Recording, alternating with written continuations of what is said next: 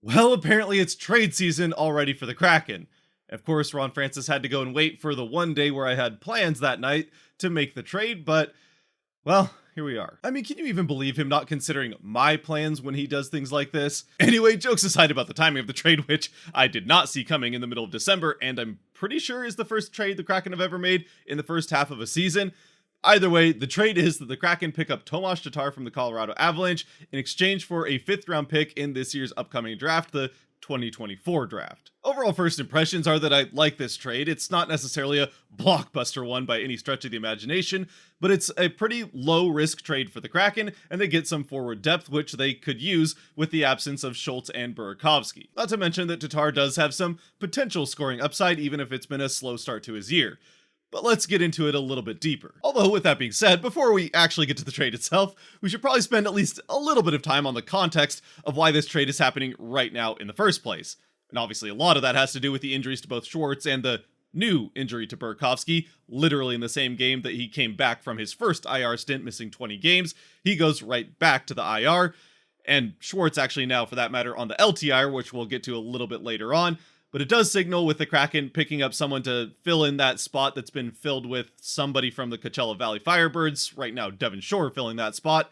that the Kraken are not expecting, well, certainly Schwartz back anytime soon with being on the LTIR, but probably not expecting Burakovsky back anytime soon either. Plus, I suppose even outside of what it might mean the Kraken are thinking about the potential length of that Burakovsky injury and rehab of it, it also kind of signals for the optimistic Kraken fans out there who are not ready yet to give up on the Kraken chances of making the playoffs this season, that the team themselves are also not quite ready to give up on that chance of making the playoffs for the second year running. And that's maybe as much of a comment as anything else on the state of the wild card race in the Western Conference, and the fact that you probably won't need to get as many points in the standings as you did last year to make the playoffs in the West. And besides, at the same time, even if things don't end up working out for the Kraken, they don't make the playoffs, and even if they are more in a spot to be a seller at the trade deadline, this is still not a very high-risk trade for the team. A 5th-round pick is not the type of player that's particularly likely to make it to the NHL, even with how well Ron Francis has been drafting. And as far as Tatar is concerned, he is on the last year of a deal that has him making $1.5 million, so it's not a particularly large cap hit. And with him being on the last year of it, he'll be a free agent at the end of the season, so it's not like this is changing their plans for the future. And again, things go at least decently for him in his time in Seattle, they could still end up flipping him at the deadline and getting something in return. Worst case scenario, though, they just let him go to free agency, and they don't really lose on much of anything other than that 5th-round pick that, again, probably doesn't affect the future of this team all that much. So then, again, without risking much, as for what the Kraken are getting with Tatar, well, the 33-year-old, having just turned 33 a couple weeks ago, Czech-born left-shotted winger who was selected at the end of the second round in the 2009 entry draft, has now played 13 seasons in the NHL, or at least part of anyway, and in that time put up 464 points in 810 games in the NHL with 212 goals and 252 assists. Last season with the New Jersey Devils, a season where he had 20 goals and 28 assists for 48 points in 82 games. So there is at least some offensive upside there with Tatar, and for that matter, last season he also got some Selke votes, so this is very much a guy that plays well at the other end of the ice, a full 200-foot game. He wasn't anywhere close to winning the Selke, but it is very much the type of player that we know Ron Francis likes on the forward end, that does have some ability offensively, but also isn't going to be a liability back the other way. And if you're into the at least slightly more advanced stats like Corsi and that kind of stuff, it definitely shows up there, where his Corsi stats have been fantastic throughout his career, a career 60% Corsi 4 player, and as far as expected plus minus is concerned, he also has been pretty good there throughout his career as well. Now, obviously, there is still a reason that the Kraken were able to get Tatar on the cheap from the Avalanche, even with him throughout his career being a pretty serviceable middle six type of forward, and that would be that he really has not gotten off to a great start to his season, with just 1 goal and 8 assists in 27 games for Colorado. And oh, by the way, 2 of those assists that he has did come against the Kraken. He has 2 assists that he got both in the same game, in the 3 games the Kraken have already played against the Avalanche, who they don't play for the rest of this regular season. Now, part of that is that he really hasn't been playing the same role in Colorado that he had a lot of other places in his career, certainly not where he did in Montreal or even New Jersey last year, as he's only gotten around 11 minutes of average ice time per game playing towards the bottom of Colorado's lineup, which is down significantly from the at least 15 minutes of ice time that he was getting for pretty much the entire rest of his career. So in that way, it is at least understandable that he hasn't had the same offensive output this year with Colorado that he's enjoyed throughout most of the rest of his career, but it still hasn't been necessarily a fantastic start to his season, at least offensively anyway. Defensively, he's still been at least decent, but again, not spending a lot of time out on the ice. At least on the penalty kill, he's been good for the Avalanche,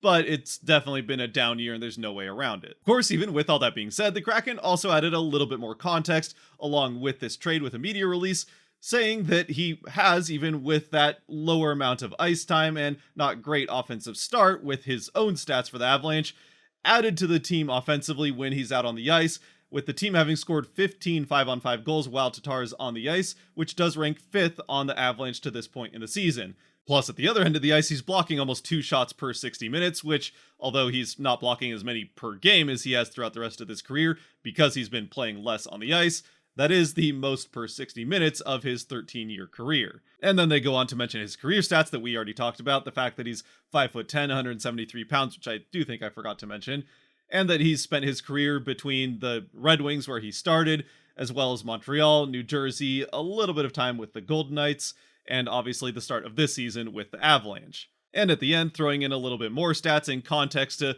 what his career has meant in the scope of Czech-born NHL players, which, as far as that's concerned, he is top 15 all-time in a lot of the offensive categories. Even with all of that being said, though, about the slow start to the season that he's gotten off to, certainly offensively at least, with the Avalanche, I do think there's decent reason to hope that things could get better when he comes to Seattle. He could have a resurgence and more realization of that potential scoring upside. That's for a couple of reasons. One, he's likely to play more than the 11 minutes per game that he's been playing with the Avalanche. I think he's likely to see at least some time on that second line alongside Wennberg and either Cartier or Tanev, whichever one they keep there. The other one likely moving down to the fourth line, taking Shore's spot.